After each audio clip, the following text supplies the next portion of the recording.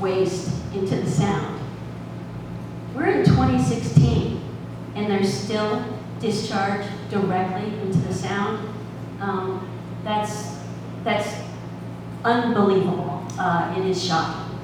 And so I think that I'm very excited that KPUD has now been given that authority, and it's something that I'm very concerned about, and will work to make sure that we don't have discharge into the sound. Thank you. John?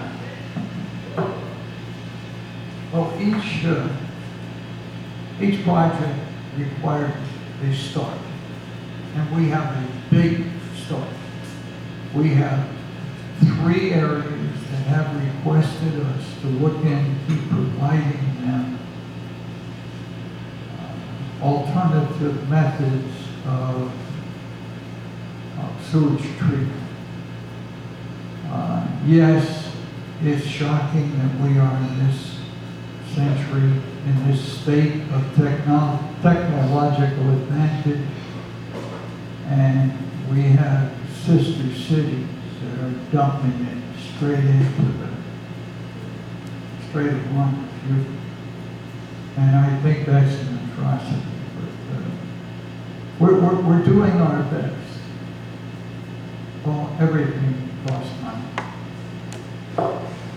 Thank you, sir. All right, and the next question is a little bit on a larger perspective regarding state laws and budget. It's a question, John, I'd like for you to start. And there's a twofold question. First part of the question is, what changes in state law would help Kitsap PUD, and what changes in state budgets would help Kitsap PUD? Sir? Well, if the state would give us back the almost $1 billion that they took, this legislature took, to fund the McCleary school program and reinstate a program called the Public Works Trust Fund. That fund was formed over 50 years ago. It had never had one failure of PUDs to take that. Never one. Not only did they take the money that was in the pool, but then they took the money that was still owed out, had been loaned out, low interest rate, 4%, 3.5%. And there was money programmed to come back.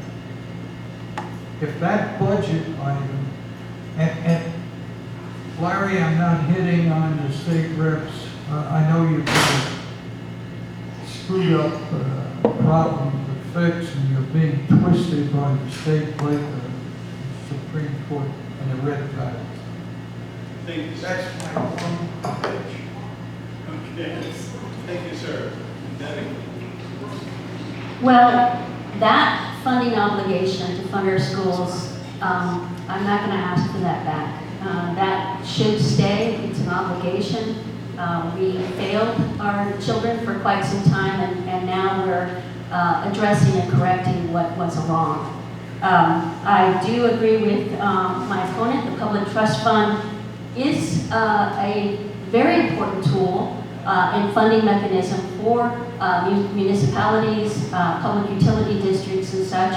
And certainly I would like to see them funded, but I'm not going to ask them to give that funding from the schools. It needs to be found in the budget. We are a booming economy, and I believe there are plenty of monies to be found specifically for that public trust fund. And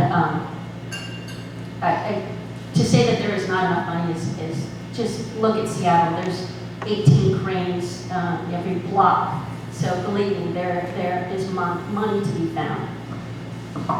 Thank you. And so now we move on to our last question of the question and answer period. And this goes to Debbie for starters. And this question is, what sets you apart from your opponent?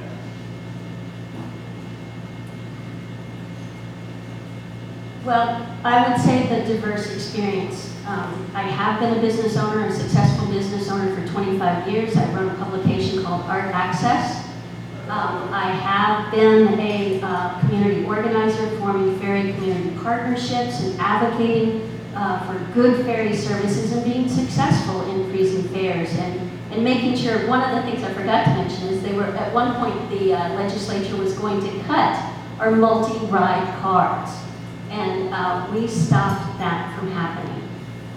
So the other example would be having been an elected official. I have been a mayor of a city, I have been a council member, and I've worked closely with other elected officials to get things done. For 14 years, the Winslow Way was a project that everybody kept punting because of the fear of tearing up our Main Street. Go look at the Main Street on Bainbridge Island now. We successfully completed it. So, thank you. Thank you. John, same question. Yeah, I am or was a licensed architect in the state of California. I ran a business for 8 years. I was the engineering director for the Port Miami Navy Construction Battalion Center. I was the engineering director and business manager for the third largest naval base in the world, the Bangor submarine base. I served in Europe as the facilities engineering officer for naval and NATO stations between Bahrain and Norway. I've had a few years of having to make decisions where I had to answer to 3- and 4-star admirals, and one gentleman in the office in the room today can vouch for how you suffer when you give him bad advice, him or her. And I've had 24 years of PUD on the ground running experience. Thank you, sir. So that concludes our. I'd like to close. Oh, I'm sorry. If you got John, I didn't see John. No problem. Please. Thank you, Bremerton Chamber of Commerce, for organizing this forum. And I'd like to thank the staff of the Cloverleaf for serving us and everyone here for the great questions. We've had some really important conversations today. I'm excited to be talking about important issues. And thank you to my opponent. It is obvious that he and I both care deeply about Kitsap County.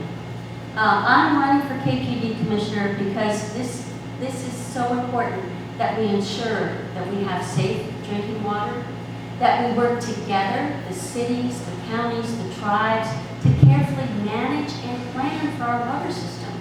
And certainly, as it was a very lively conversation about broadband service, the people want it. And my focus will be to get the job done. So we also have the opportunity to be leaders in wastewater treatment and throwing away 3.2 billion gallons of treated water into the Sound. Shouldn't be doing that anymore. And I'm glad KPD is going to be a leader in reclaiming water. So again, I'm honored to be endorsed by Poulsbo Mayor Becky Erickson, Bainbridge Island Mayor Val Tollison, Leonard Foreman of the Suquamish Tribe, and the National Women's Political Caucus of Washington. I'm Deborah Lester, and I ask for your vote to be your next KPD Commissioner. And you can check out information at deborah.lester.net. Don't forget to vote by November 8th. Thank you. Thank you. And John, you get a 2-minute summary as well, please. Okay. I too am not ready to get into a lounge chair and watch television. I've had 2 careers, 3 careers, and I want to carry on with this one because the job ain't done yet. We still have places to go. When I joined this PUD, we had 7,000 water customers. We are now up and operating a 50, close to 50,000.